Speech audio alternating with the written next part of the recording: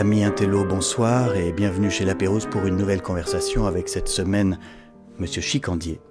Bonsoir Chicandier. Bonsoir Frédéric. Mes compliments sur votre livre Accro chez Michel Lafon, qui est très émouvant mais surtout littéraire, avec un style lyrique influencé par les monologues de Bérurier dans les San Antonio, très burlesque et gouléant, mais pour parler d'un sujet très grave.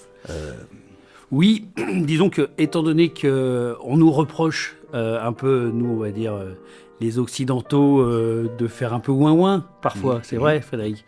Et surtout les hommes. Et surtout les hommes, et je me suis dit, oui on va faire ouin-ouin, ok, mais on peut faire ouin-ouin avec un peu de panache, à la hussarde. Oui. Donc j'ai essayé de mettre dedans toute la littérature que j'aime bien, qui est une littérature évidemment de San Antonio, donc Frédéric Dard, de Audiard. Je suis fan de Céline, et puis un peu aussi une littérature anglo-saxonne qui vous est chère aussi. Oui, Charles Bukowski. Bukowski, Bret Easton Ellis. Ouais. Voilà, c'est une littérature un peu pop-up parfois, avec beaucoup de références. Le choix du titre, parce que c'est une autobiographie, ce sont vos mémoires. Alors, est-ce que Accro, c'est un aveu ou c'est un programme ? Alors non, ça c'est le choix de l'éditeur, parce que Michel Lafon, c'est quand même des putaclics. c'est ça le truc.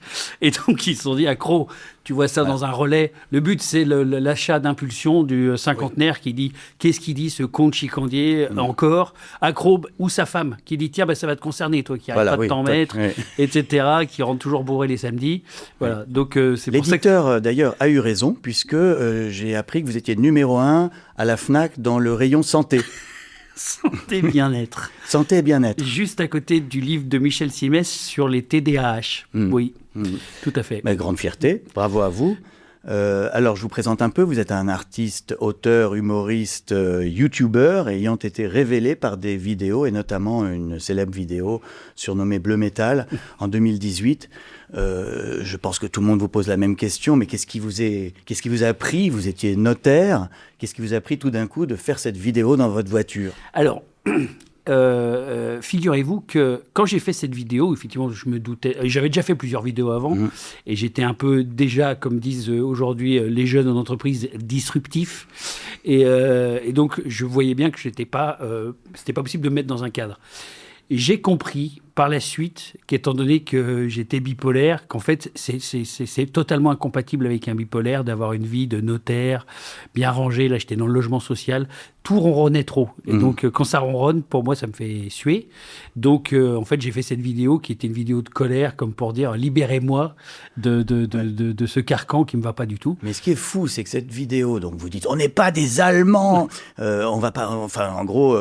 le lundi, on travaille pas, le mardi, on travaille pas, le mercredi, on travaille pas, et le vendredi, on est bourré. Mais comment expliquez-vous que des millions de gens se soient reconnus ou simplement aient éclaté de rire en voyant ça ? Alors, tout simplement parce que j'ai mis des mots sur une pratique que tout le monde fait. Dans le sens où, moi, je bossais dans le logement social, et le vendredi après-midi, c'était le seul moment où on pouvait se garer sans problème sur le parking. Donc, je dis au patron, pourquoi ? Ils me disent, non, mais en fait, les gens prennent des rendez-vous les vendredis après-midi, c'est plus simple, etc. Mais j'ai dit, mais non, en fait, les gens, le vendredi midi, ils se la collent et ils sont incapables de rentrer au bureau le vendredi après-midi tellement ils sont bourrés. Voilà, c'est aussi basique. Simple. Et ça marche dans le BTP, ça marche chez les assureurs, ça marche chez les banquiers, ça marche dans toutes les professions.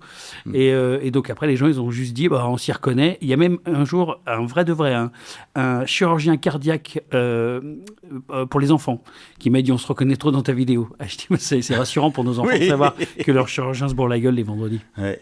Mais alors, ce livre raconte toute votre vie.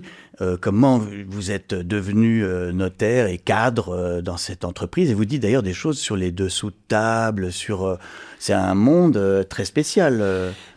Disons qu'en ce moment, on est en train de pointer du doigt un peu, on va dire, le service public et l'argent de l'État. Et c'est vrai qu'on se rend compte vite que quand on touche à ça, les fourmis se mettent dans tous leurs états. Moi, j'ai été payé grassement, mais j'en ai profité, à pas faire grand-chose dans le logement social, et j'ai découvert qu'en fait, il y avait des planques où on fait rien, où pratiquement rien pour beaucoup d'argent. Et donc, à un moment donné, tu dis comment ça tient cette histoire ? Ça tient parce qu'à un moment donné, il y a les entreprises à côté, que c'est le miel et les abeilles. Tout le monde touche un peu d'argent pour ne abeilles. rien faire. Et alors ça, c'est terriblement, poujadiste de dire ça, mais vous en avez été témoin. Ce livre, c'est pas seulement une enquête sur un alcoolique en rehab, c'est aussi un peu un livre de dénonciation, Disons que moi, je le fais passer en disant, chaque fois que j'ai trouvé de l'inanité dans les choses, ça m'a toujours ennuyé, je suis toujours parti. Je ne suis pas vénal. C'est-à-dire, quelqu'un de vénal, il dit, je suis payé 10 000 € à rien faire, je reste.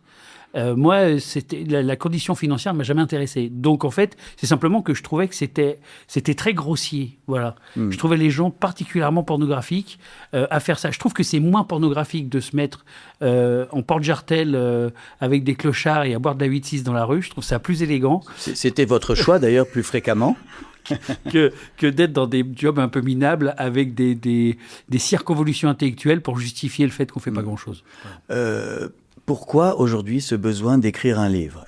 Est-ce que c'est pour l'argent, la gloire, ou est-ce qu'au fond, au fond de vous, il y avait un désir de littérature ? Non, ça a été obligatoire dans le sens où, vous savez ce que c'est que parfois l'urgence immédiate d'écrire. Quand vous êtes dans une situation, ça peut être un deuil, ça peut être un chagrin d'amour, ça peut être qu'importe. Moi, ça a été, on m'a enfermé dans une clinique psychiatrique. Je me rends compte en fait de l'effroi du chemin parcouru. Tout ça pour ça, et tout ça pour que ma fille me parle plus, que ma femme, je sais pas si on est encore là, et me retrouver avec des zombies dans des couloirs d'hôpital. Et il y a une urgence à écrire, à se demander pourquoi. Donc c'était plutôt comme de l'oxygène. Il fallait que j'écrive. Il le fallait. Vous êtes fils de médecin, milieu plutôt bourgeois, marié, vous avez une fille. Qu'est-ce qui, à votre avis, est la cause de votre pochetronnerie révolue désormais ? Qu'est-ce qui s'est passé ? Ce que je ne sais pas, en fait, ce qui s'est passé tout simplement, c'est que on est une famille tout à fait dysfonctionnelle, mais classique, bourgeoise, à la Bergman, une mère abandonnique, j'allais dire rien de plus traditionnel, un père absent parce que chirurgien et puis les week-ends pas là, avec soit d'autres nanas, soit d'autres trucs à faire. Et donc on s'est retrouvés, moi avec mon frère, un peu laissés à l'abandon. Et moi, par désœuvrement, j'ai trouvé l'alcool magnifique. Et en plus, j'ai su qu'après, qu'en étant bipolaire, c'est des schémas de comorbidité, de prise d'absorption de tous les produits qu'on peut trouver. À partir de quel âge ? J'ai commencé, j'avais 15 ans. J'avais 15 ans. Et par contre, l'avantage, j'étais alcoolique tout de suite. Comment on le sait ? Parce que tout s'est mis à... En fait, quand on est bipolaire, c'est comme si on avait toujours bu un peu. Et quand le cerveau il voit ça, il fourmille. Et d'un coup, vraiment, j'ai vu le soleil. Et j'ai dit, je veux ça, c'est mon Dieu. Je veux jamais quitter ça, cet état. Ça s'arrête à un moment où vous êtes vraiment en dépression. Et ce qui est bizarre, c'est que c'est pas le notariat, métier que vous n'aimiez pas, qui vous a rendu dépressif, mais plutôt la gloire, c'est-à-dire à partir de cette vidéo où des millions de gens vous suivent, vous commencez à une carrière de stand-up, vous faites encore plus de vidéos, plus de notoriété, il y a une espèce d'effet boule de neige, vous devenez l'alcoolique marrant, et du coup vous devenez le personnage de Chicandier. Je précise que c'est pas votre vrai nom, vous vous appelez Laurent Regueraz. Oui, c'est ça. C'était une prison, ce personnage ? Oui, et je pense que le drame chez les bipolaires, c'est pas l'échec, c'est la réussite. Et c'est quand à un moment donné, on a ça, et moi je n'ai plus su gérer ça. J'ai plus su gérer l'émotion que ça me procurait, l'immédiateté de voir aussi des gens que j'admirais, parce que moi j'ai toujours vécu un peu dans l'univers de la télévision, donc j'avais l'impression que c'était les enfants de la télé tous les jours. Évidemment l'univers de la fête, des substances, de Paris, de tout. Et après, effectivement, une déconnexion totale entre ça et chez moi. Oui. Parce que je rentrais chez moi, c'était mets tes patins sur la poubelle, va chez Lidl faire les courses, qu'importe. Oui, c'est qui est la vie normale, monsieur. Oui, mais quand tu es là-haut, quand tu es très... c'est pas toi que je veux le dire, ou à vous, pardon. Bien sûr, mais j'ai vécu quelque chose de similaire. C'est-à-dire que vous vous êtes pris pour le personnage. Vous avez voulu jouer le rôle qu'on attendait de vous. Voilà, au bout d'un moment, j'ai joué le rôle qu'on attendait de moi.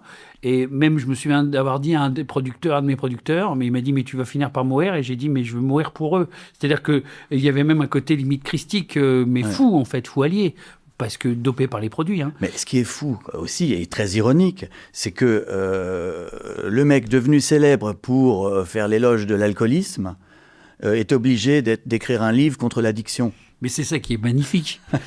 C'est toute la poésie de la vie.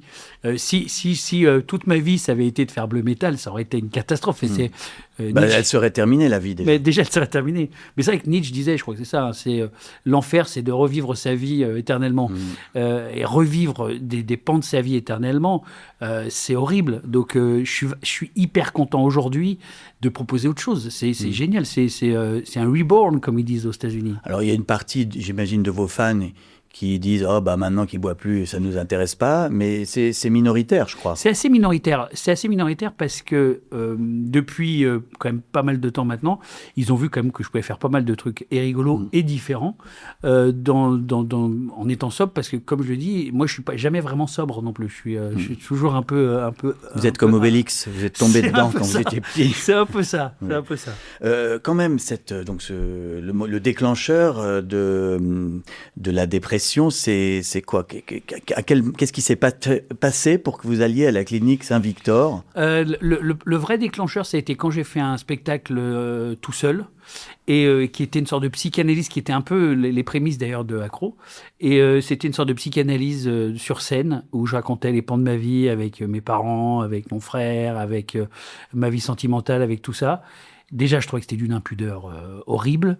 Je me retrouvais tout seul. Et là, il y avait des femmes qui partaient. Donc, moi qui avais un certain nombre d'abandons, des femmes qui partent. Ouais. J'avais l'impression de me faire abandonner par ma mère tous les soirs. Voilà, là, je revivais tout le temps l'abandon. Comme je ne savais pas si le spectacle était bon, je buvais pour tromper mon anxiété. Et le trac, peut-être. Et aussi. Le trac. Et donc, plus je buvais, plus après, je mettais de la drogue. Plus je mettais de la drogue, plus j'étais mauvais. Donc, j'ai fini, j'insultais le public. Ah oui, ça fait penser à Charlie Sheen. À un moment, Charlie Sheen a fait une tournée comme ça, où il engueulait les gens. Mais que j'adore Charlie Sheen, d'ailleurs. Mais oui. Donc, vous dites sur la clinique Saint-Victor qu'ils avaient tous des gueules à avoir décimé leur famille à coups de tronçonneuse dans le Wyoming. C'est pour donner une idée de votre style. Mais d'ailleurs, pour avoir votre style, je vais vous demander de lire un extrait, et même deux. Alors, je vous préviens, c'est une nouvelle rubrique. Faisons chialer l'invité. Alors, je le découvre, je ne l'ai pas écrit. Malgré cette sortie de route légère et d'importance somme toute relative, je restais éperdument, follement, désespérément amoureux d'elle. Et histoire éternelle, plus j'étais à fond dedans, plus je la sentais s'éloigner de moi. Nos appels téléphoniques s'écourtaient, sa voix se faisait moins suave au bout du fil, les au revoir arrivaient plus rapidement. Et nous voici le 24 décembre 1994, jour du réveillon de Noël et du petit Lolo crucifié. C'est de la sorcellerie que de quitter quelqu'un ce jour-là, à 19h45, 15 minutes avant l'ouverture des hostilités familiales. Écoute, c'est compliqué les relations à distance. Je ne m'en sens plus le courage. Je te souhaite le meilleur pour la suite. Et joyeux Noël, Laurent.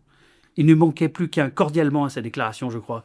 Si elle avait été un fils de pute de directeur des ressources humaines prénommé Jean-Eudes, elle m'aurait envoyé un mail. Elle n'aurait pas pu faire semblant encore 2 jours, cette gourgandine. Sur le moment, j'ai eu l'impression que Rambo rentrait dans la pièce, sortait son couteau dentelé et m'éventrait en souriant. Voilà comment ça se termine, les histoires d'A. On le savait pourtant, on l'avait entendu quelque part. Toutes les chansons tristes nous avaient prévenus. Chier! Ça ne sert donc qu'à vendre du disque, ces sales artistes à la con. On n'en retient rien, à part 3 mélodies lancinantes pour se droguer, je veux dire. Ça se terminait comme finit un méchant russe dans un film américain, par éventration, sans anesthésie, sans oublier la crise d'angoisse et l'envie de dégueuler qui vont avec. Et votre jeu, ça consiste à vous énerver, toujours. Toujours. Alors que là, il s'agit de votre premier grand chagrin d'amour. Oui.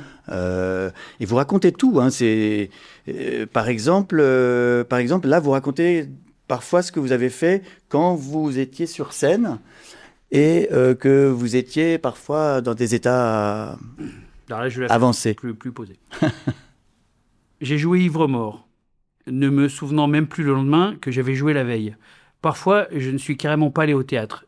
J'ai insulté le public aussi. Joker était en pleine bourre. J'alternais tentative d'arrêt, reprise aiguë, bouffée délirante, crise de paranoïa, dépression. Il m'arrivait de sortir en slip et porte-jartel dans les rues devant le Moulin Rouge, de boire avec les clochards à qui j'apportais des bouteilles, de prendre leur guitare et de jouer Lithium de Nirvana. Je me trompais d'hôtel, de train, de ville. J'achetais des costumes de clown et je faisais la manche. Parfois on me reconnaissait et j'entendais les gens murmurer « Quelle déchéance !» Une fois je me suis réveillé chez Mickey, à Marne-la-Vallée, au lieu d'être à la gare de Montpellier.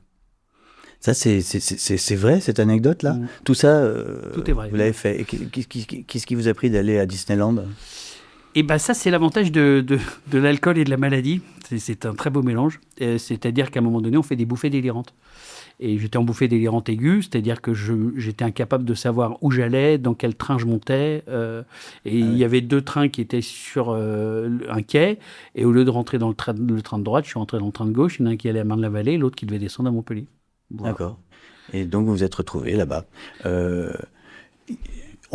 D'habitude, je fais à la fin de l'émission les goûts littéraires, mais peut-être pour vous connaître mieux, oui. Je peux vous poser les questions, les conseils de lecture de Chicandier, parce que ça m'intéresse et ça permettra de mieux savoir qui vous êtes. Alors, un livre qui vous donne envie de pleurer? Eh bien, comme ma fille est en train de le lire, je suis en train de le relire aussi, le journal d'Anne Frank.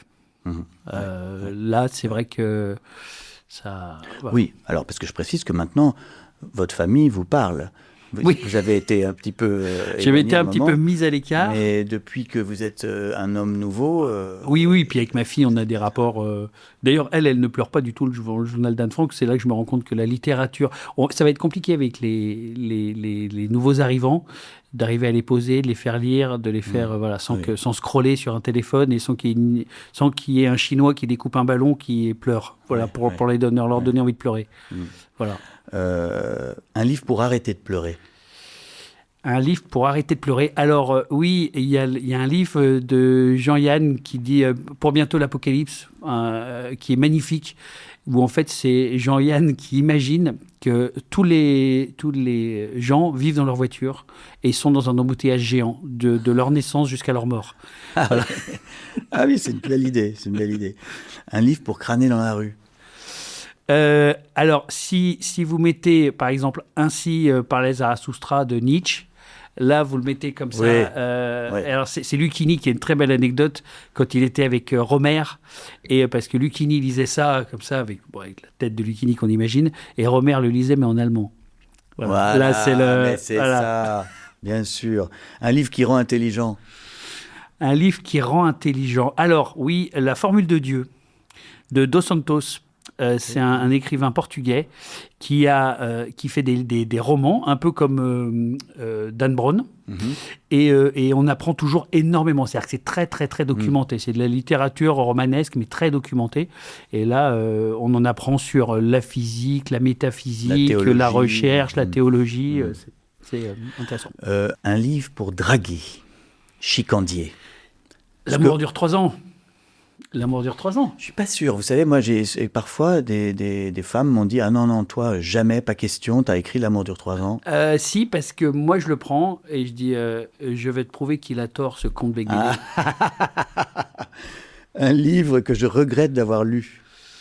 Un livre que oui, alors, non, tous les livres de coaching. Oui. Je regrette déjà. Le livre de Léna Situation, je regrette. Ça n'a pas marché? Non, je regrette de savoir qu'il existe. Un livre que je fais semblant d'avoir fini. Évidemment, Proust. Oui, voilà. Comme tout le monde. Ouais. J'ai essayé, comme tout le monde. C'est quand même... C'est drôle en plus. C'est très drôle. Quand on y va. Mais c'est vrai que c'est long. C'est plus vers la fin que ça se complique. Moi, j'aime bien, jusqu'à Albertine disparue, ça va, mais après, j'ai du mal. Un livre que j'aurais aimé écrire. Évidemment, Voyage au bout de la nuit. Ah oui. C'est l'enfer d'avoir autant de génie pour être autant un connard. Je suis allé voir au cinéma Des rayons et des ombres. Oui. Et à un moment donné... Grand film. On voit Céline, oui. Je ne sais pas si c'est vrai ou pas vrai, mais en tout cas, ils ont dû s'inspirer de véracité. Et on voit à quel point c'était un odieux salaud. Vraiment. Oui, il allait dans les soirées de l'ambassade du Troisième Reich à rue de Lille.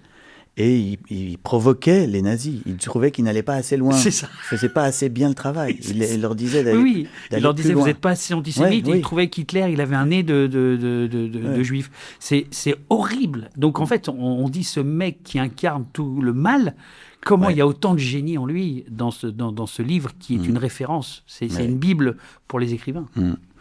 Le pire livre que vous ayez jamais lu?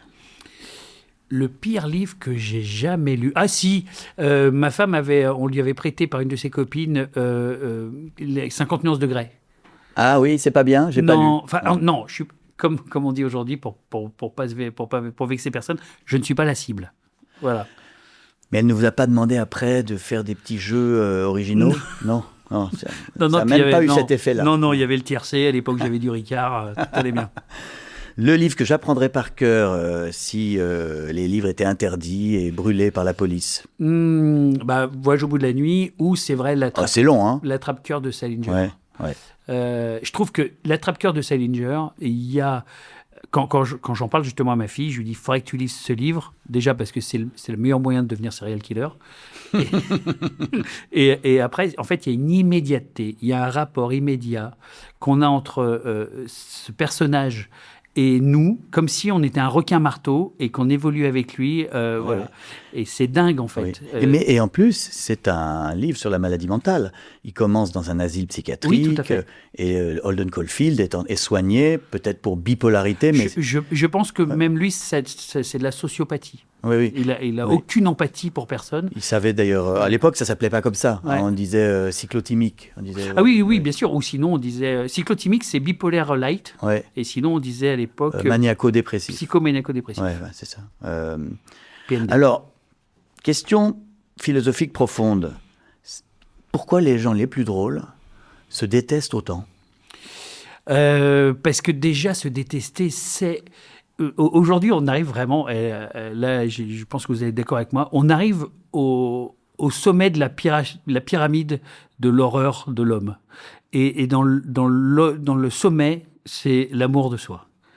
Voilà. Quand on commence à s'admirer, à s'aimer, je trouve c'est là qu'on devient le plus dangereux. Ouais, je suis d'accord. Il est temps qu'on disparaisse. Se détester, c'est une politesse. Voilà. Le désespoir sur soi, se trouver moche, se trouver bête, se trouver vulgaire, se trouver tout ce qu'on veut, c'est plutôt pas mal.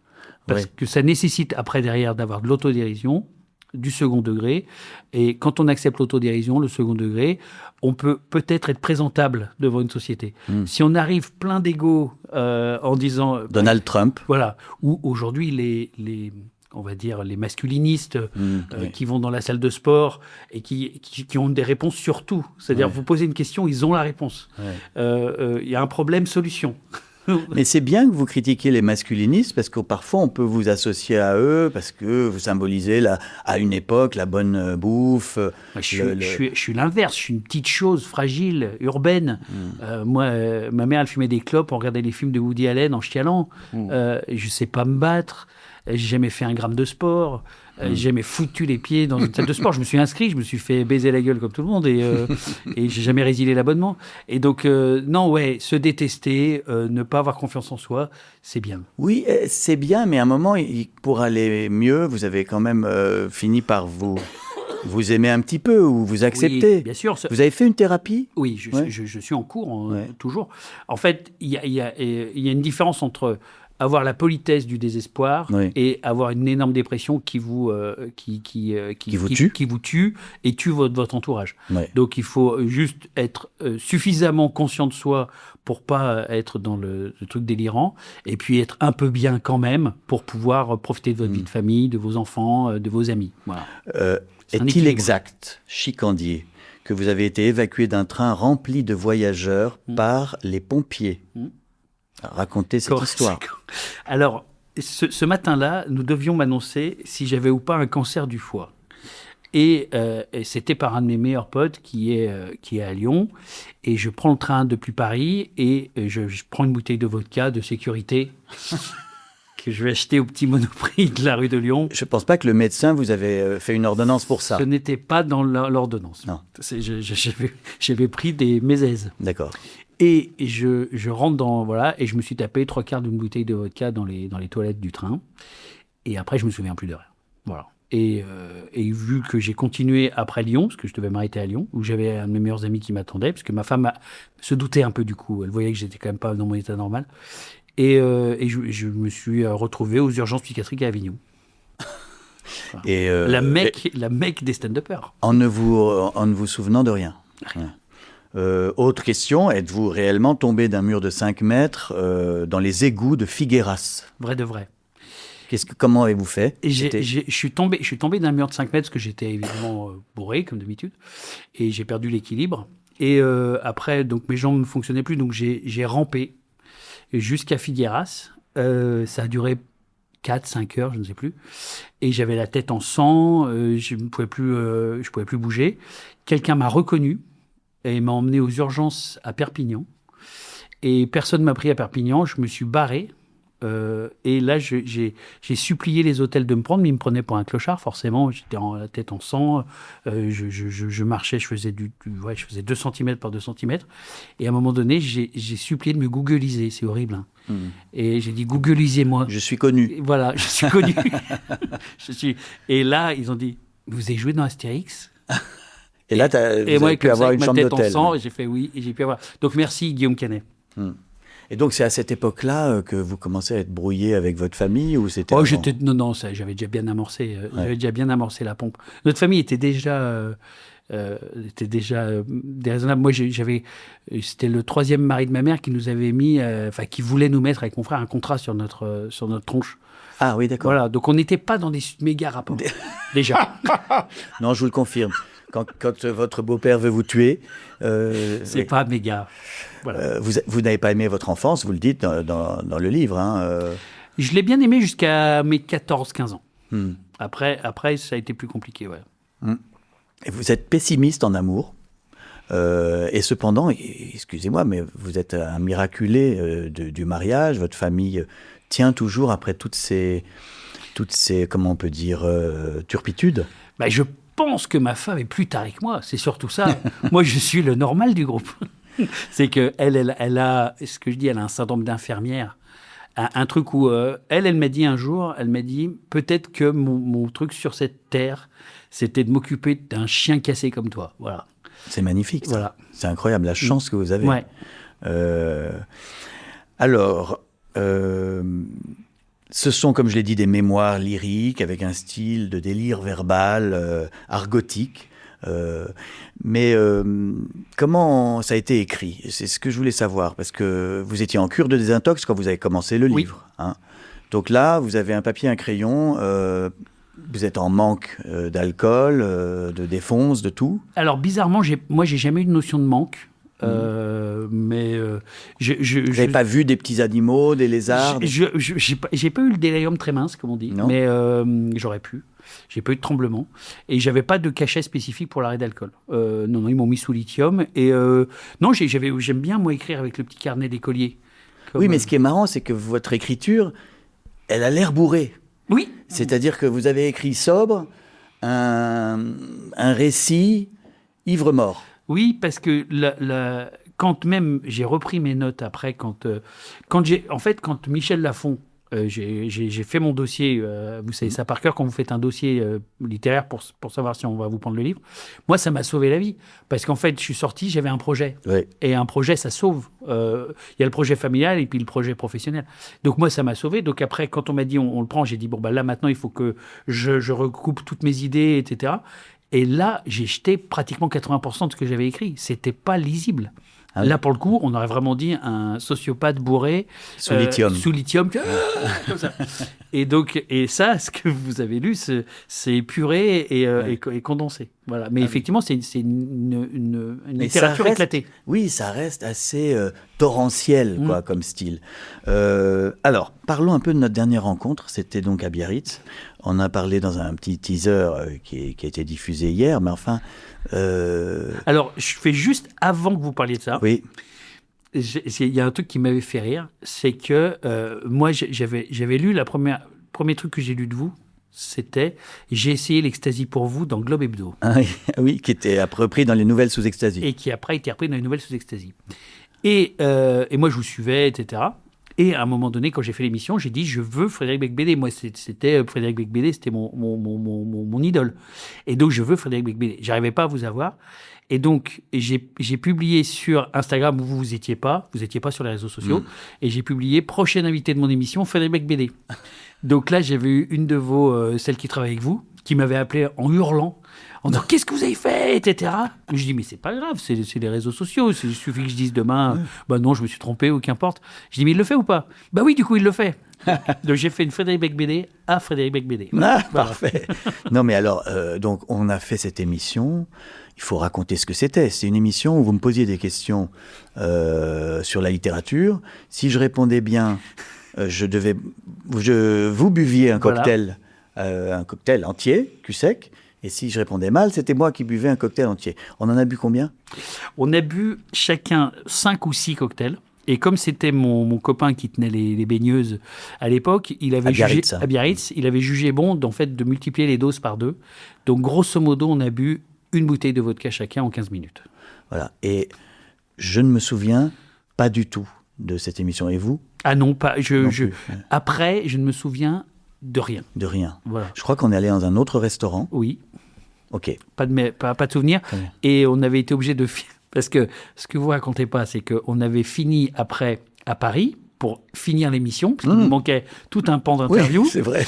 Et on était allé donc chez vous et votre frère. Et nous avions rebu de la vodka. Oh Dieu. Et le soir, j'ai joué, je ne m'en souviens pas.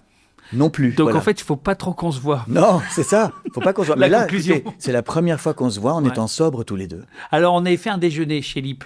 Mais on avait bu du vin. Non, oui, vous aviez bu du vin. Ouais, effectivement. Bon, c'est pas passionnant pour vous, mais si, c'est intéressant parce que ça prouve qu'on peut tout à fait vivre sans alcool et dialoguer de manière courtoise. Et puis, voilà, j'espère qu'on n'est pas trop ennuyeux. Non, je pense même qu'il y a un truc, quand on arrête un moment. Au début, c'est compliqué, parce qu'au début, il y a une sorte de truc de dépression où tout son corps réclame un produit, et son cerveau d'être... Et quand on arrive à se reconnecter, je pense qu'on arrive à se reconnecter comme quand on a 12-13 ans, et qu'on part au ski, et qu'on est un peu excité de se voir, et qu'on est content. Voilà. Alors, il y a un petit jeu dans cette émission, devine tes citations. Évidemment, comme vous n'avez qu'un livre, le jeu, c'est deviner si la phrase est bien dans Accro de Chicandier. Ça n'a donc aucun intérêt, ce jeu. Alors, dans quel livre avez-vous écrit « Vous connaissez la différence entre un communiste et un capitaliste ?» Un communiste, c'est quelqu'un qui a lu Karl Marx.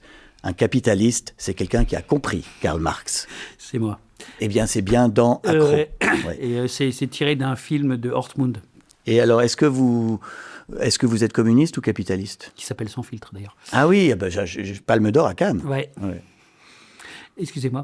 Êtes-vous communiste ou capitaliste? Alors, est-ce que vous avez travaillé pour le grand capital? Et est-ce que je peux répondre ni l'un ni l'autre dans cette polarisation du monde inquiétante? J'adore les nuances de gris. Donc, je ne suis pas du tout ultra-capitaliste. Et je ne suis pas communiste non plus. Je flotte. Autre phrase. J'ai croisé mes collègues humoristes qui raisonnaient comme des comptables. Non, alors, c'est bien dans Accro. Qu'est-ce que vous voulez dire par là? C'est que vous avez l'impression qu'il y a beaucoup d'humoristes qui gèrent leur petit capital, qui se comportent un peu de manière un peu trop raisonnable. Et c'est complètement ça. C'est-à-dire que si vous voulez travailler dans ce métier, vous commencez à avoir des contrats avec France Télé, avec Canal+, avec TF1, etc. Donc à un moment donné, vous savez ce que vous pouvez dire, pas dire, avec qui vous avez le droit de vous afficher, pas vous afficher, les sujets sur lesquels vous devez y aller, vous devez pas y aller. Et donc, oui, ils raisonnent comme des comptables. Quand vous baladez toujours avec votre attaché de presse qui vous dit ce qu'il faut dire, ce qu'il faut pas dire, avec qui vous devez... voilà. Oui, ça s'appelle de la comptabilité. Ça perd sa spontanéité. C'est des gens qui se présentent comme des rebelles et qui, en réalité, sont quoi? Sont des fonctionnaires du rire. Un peu, parce que moi, j'en ai vu en festival se présentant comme des rebelles, mais demandant un hôtel 4 étoiles, étant toujours avec quelqu'un en train de dire alors là il faut faire quoi, là tu t'oublieras pas, tu fais telle émission, tel truc, tu vas rencontrer un tel, tu vas rencontrer peut-être pour le cinéma, alors là il faut faire très attention parce que lui il adore ça, voilà. Donc c'est bien. Et sûr. vous êtes bien grillé avec la profession ou pas? Bien. Ah oui? Ouais, je suis arrivé à bien me griller partout. Vous avez fait des rendez-vous dans Bourré? des... Voilà. Oui. Ouais. Délirant aussi. C'est dommage parce que vous étiez sur une pente ascendante à un moment. Eh ouais, mais j'aime bien, moi, la théorie du pire. Le sabordage. Ouais, Oui. je trouve que c'est plus esthétique. Mais là, dans l'avenir, vous avez ce livre, mais qu'est-ce que vous allez proposer? Est-ce que vous allez remonter sur scène? Alors, on continue un spectacle avec Matou qui s'appelle Interdit au public, donc on continue le sabordage tout le temps. Wokiste s'abstenir. Et après, je n'en sais rien, Frédéric. Parce que d'être dans Astérix, c'était quand même une consécration aussi. Consécration, je ne sais pas. En tout cas, c'était marrant de voir cette machinerie. Mais ce qui était drôle surtout, c'était de voir, et j'en parle un peu, c'était de voir qu'il y avait des stars, des grandes stars, mais en fait, c'est classifié. Une fois, après Astérix, il y a eu une soirée au Grand Rex. Et là, j'ai découvert, vous savez, c'est comme dans... il y avait un film avec Ben Stiller où il faisait ça, où il y a des soirées VIP, mais il y a le VIP du VIP et le VIP oui. dans le VIP du VIP. Bah vous n'étiez pas star, vous étiez parmi les influenceurs, parmi les youtubeurs. Voilà. Ouais. Donc nous, on était avec les youtubeurs, juste vraiment à côté, on se touchait du doigt avec les techniciens. Ouais. Et après, petit à petit, il y avait les stars. Et à la fin, du dernier niveau, il y avait Ibrahimovic tout seul.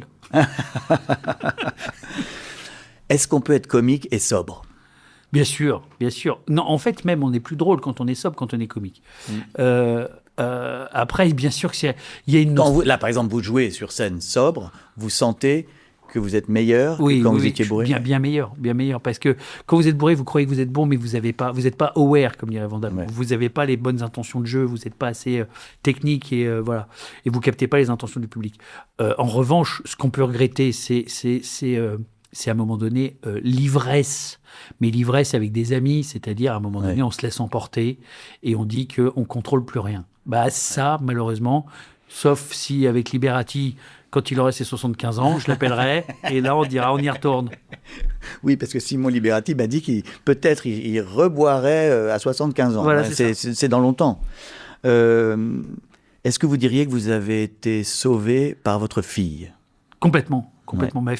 Ma fille m'a sauvé parce que ma fille, c'est déjà, je pense qu'elle a pris beaucoup de moi, donc je la surveille un peu comme du lait sur le feu, et j'espère que de toutes les dérives de son papa, elle se dira peut-être qu'il ne faut pas aller jusque-là. J'ai dit, si ça a pu servir à ça. Oui. Voilà. En général, les enfants veulent être l'inverse de leurs parents. C'est ça, mais on ne sait jamais. Ça peut être l'inverse. Puis ça peut... Elle est déjà très attirée par la lumière, très attirée par les fastes, elle veut faire rire tout le monde, etc. Donc je la surveille. Bon, ça, c'est bien. Non, mais ça, c'est bien. Je pensais à Nicolas Demorand, parce que Nicolas Demorand a publié un livre qui est comme le vôtre, sur le même sujet, la bipolarité. Tout à fait. Intérieur Nuit. Intérieur Nuit, qui était un grand succès. Il a été salué. Moi-même, j'ai écrit un article très élogieux. Et Nicolas a depuis... on l'a plus revu depuis. Il est toujours soigné. Je ne crois pas que ça aille très bien. Et est-ce que vous n'avez pas peur que se produise la même chose? C'est-à-dire que vous faites un livre sur un sujet qui est quand même douloureux et difficile. C'est très courageux, bravo. Le livre est réussi. Mais est-ce que vous n'êtes pas inquiet que ça puisse remuer des choses? Je ne sais pas. Déjà, j'attends d'avoir le même succès pour plonger. Et c'est de l'humour. Et non, et en fait, lui, il a une bipolarité de type 2, et là où moi j'ai une bipolarité de type 1. Grosso modo, la bipolarité de type 2, ça veut dire qu'il a un état dépressif très, très, très, très fort, là où moi j'ai plutôt un état maniaque. Voilà. Et donc moi j'ai très peu d'état dépressif, plus d'état maniaque. Lui il a très peu d'état maniaque et gros état dépressif. Et c'est horrible parce que quand vous êtes comme ça... Pendant des années, il a réussi à assurer la plus grande matinale de France sans... c'était peut-être difficile pour lui, mais il y arrivait. Quand vous êtes à ce niveau-là, vous pouvez même pas vous lever pour aller au frigo, pour chercher... tout devient... aller aux toilettes, ça devient un calvaire. Donc c'est horrible ce qu'il vit. C'est terrible parce que tout le monde a salué ce livre. Il était super son livre. Il était partout en train d'expliquer que c'était pas grave, que c'était une maladie qui se soignait. Et puis... Quand vous êtes stabilisé, c'est génial. Et quand vous êtes plus stabilisé, c'est que de la chimie. Hein. Et quand vous êtes plus stabilisé, c'est l'enfer. C'est une dépression qui vous arrache tout et vous pouvez plus rien faire. Je souhaite voilà. de guérir. Oui, une pensée pour Nicolas Demorand. Voilà. Est-ce que vous avez prévenu votre famille que vous écriviez ce livre? Est-ce que vous leur avez fait lire? Je ne parle pas de votre épouse et votre fille, mais de vos parents, votre frère. Disons qu'on ne se parle pas, donc je ne sais pas s'ils vont le lire ou pas. J'imagine qu'en tout cas, il y a de bonnes âmes pour leur dire ce qu'il y a un peu dedans. J'avoue que je m'en moque un peu. Vous avez vraiment coupé les ponts. Ouais. Je m'en moque un peu. S'ils le prennent bien, ils le prennent bien. S'ils le prennent mal, ils le prennent mal. S'ils le lisent pas, ils le lisent pas. Tout ça n'est pas très grave. Pour Vous moi. pensez pas que ça serait, je sais pas, psychanalytiquement, une réconciliation? Je sais Non, au pas. contraire, non. Ça me regarde pas. D'ailleurs, pourquoi je demande ça? Non, mais j'adore la phrase de Desproges. Moi, j'adore la haine ordinaire. Elle me maintient. Vous avez créé une nouvelle famille. Exactement. Voilà. Ouais. Alors, vous citez Renaud, qui est une phrase très importante. Un verre, c'est trop, et 12, c'est pas assez. C'est 12, pas assez. Ouais. C'est tellement ça.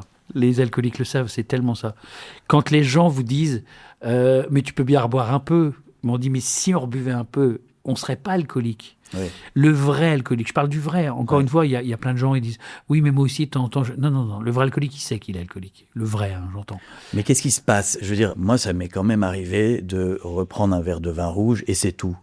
Oui. Je ne bascule pas dans la folie à Parce cause de ça. que vous n'avez pas ce truc-là avec l'alcool. Ouais.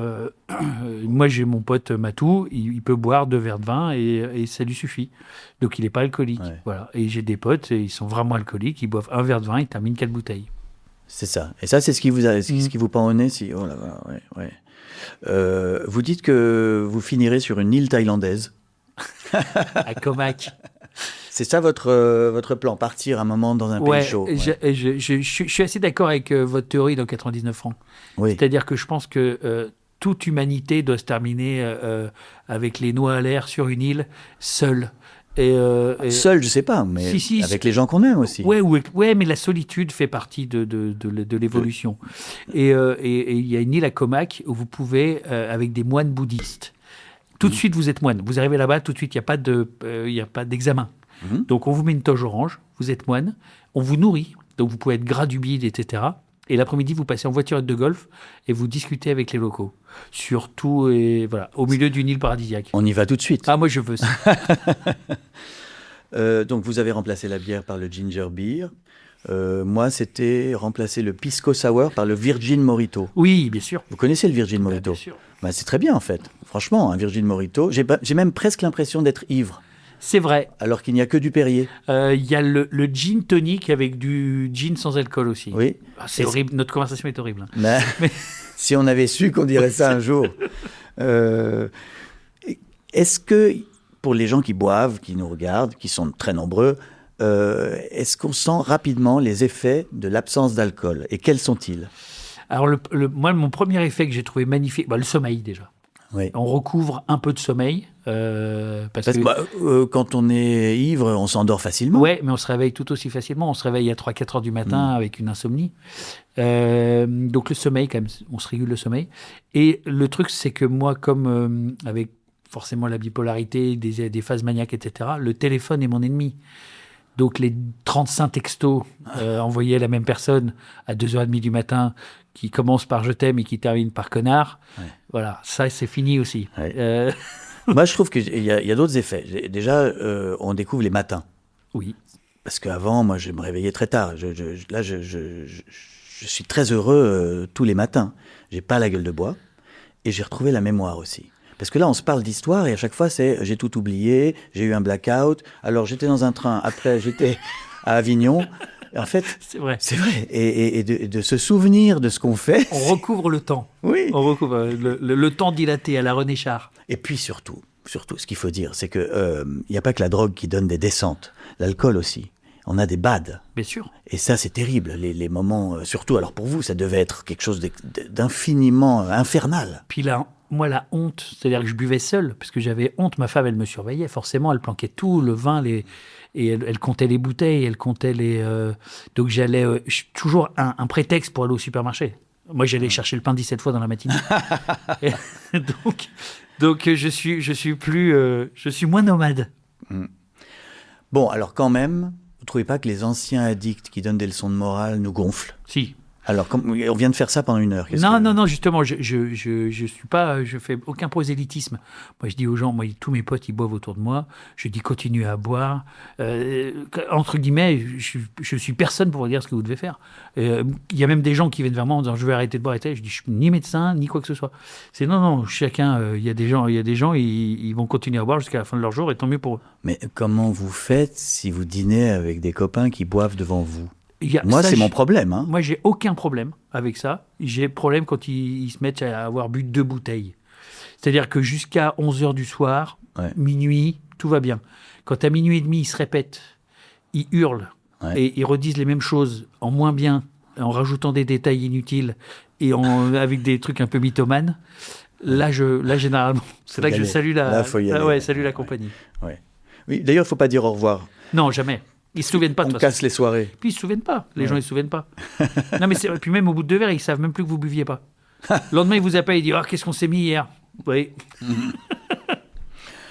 Alors j'ai le questionnaire de Bec BD. C'est un questionnaire que j'ai mis au point avec aucune IA.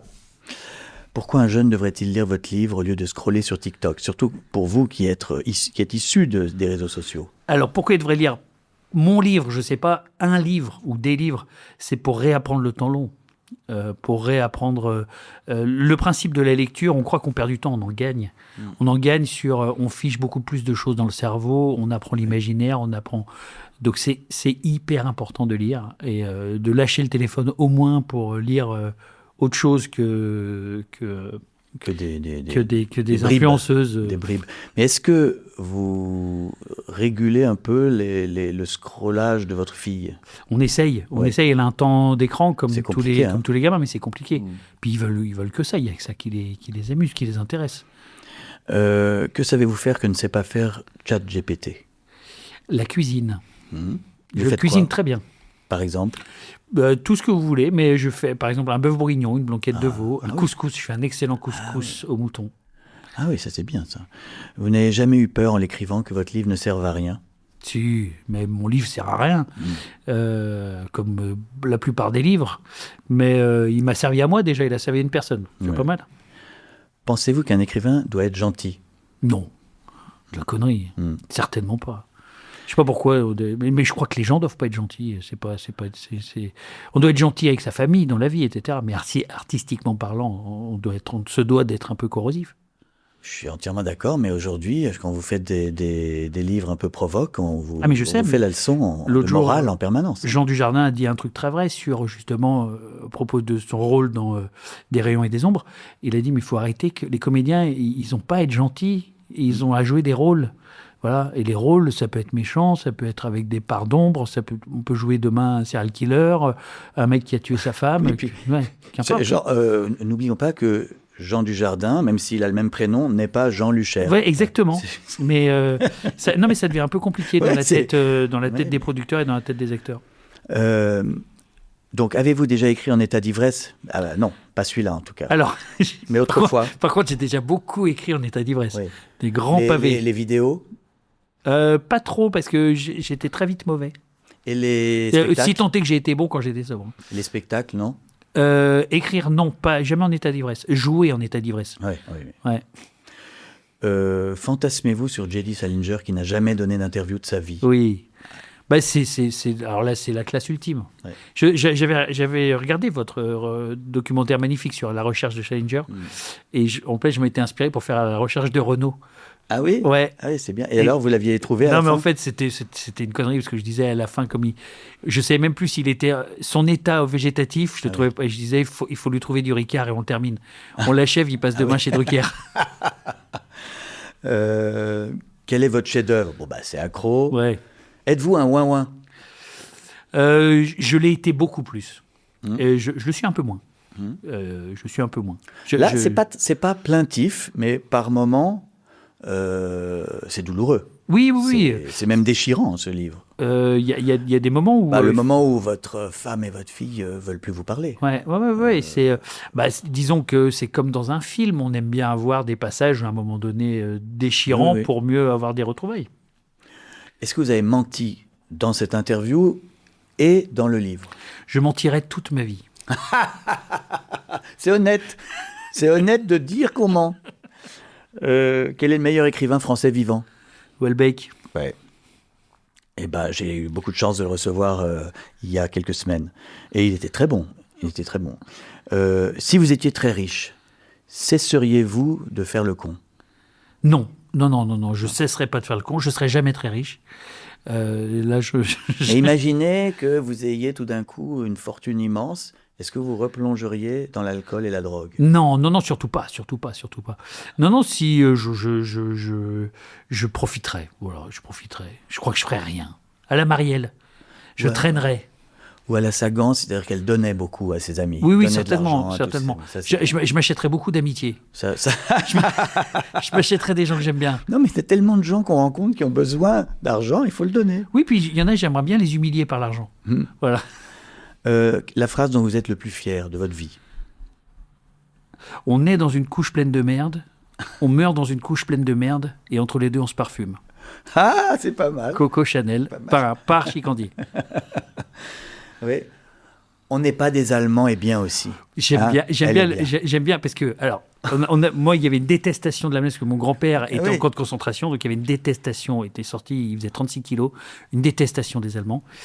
Et j'avais bien aimé un truc, c'était que dans l'instruction civique, à un moment donné, il y avait Mitterrand et Helmut Kohl qui se donnaient la main devant la porte de Brandebourg. Bien sûr, 84, je crois. Exactement. Et c'était pour dire, écoutez, arrêtez de détester les Allemands, on doit construire l'Europe ensemble, donc dites pas qu'ils sont tous cons, et c'est pas de leur faute. Et ben c'est pas mal. C'est mieux. Si on reporte aujourd'hui, c'est pas mal de se dire qu'on regarde vers l'avenir et non pas qu'on prend tous les drames du passé. Bien sûr, mais moi j'avais compris autre chose. On n'est pas des Allemands, c'est-à-dire que on est un peuple incontrôlable, bordélique, on n'est pas discipliné, on prend 3 heures pour déjeuner. C'est comme ça et ça changera jamais. Oui, c'est même en filigrane. C'était les Allemands. Ils font du sport. Oui. Ils connaissent le prénom des enfants. Ils connaissent leur goût. Moi, je dis nos parents. Puis ils ont tellement à se faire pardonner qu'ils sont toujours aimables. Exactement. Ouais. trop poli pour être honnête. Très gentil, très babacool. Ouais, c'est vrai. Quel est votre âge mental? Ma fille m'a dit 12 ans parce qu'elle m'a dit je viens de te dépasser.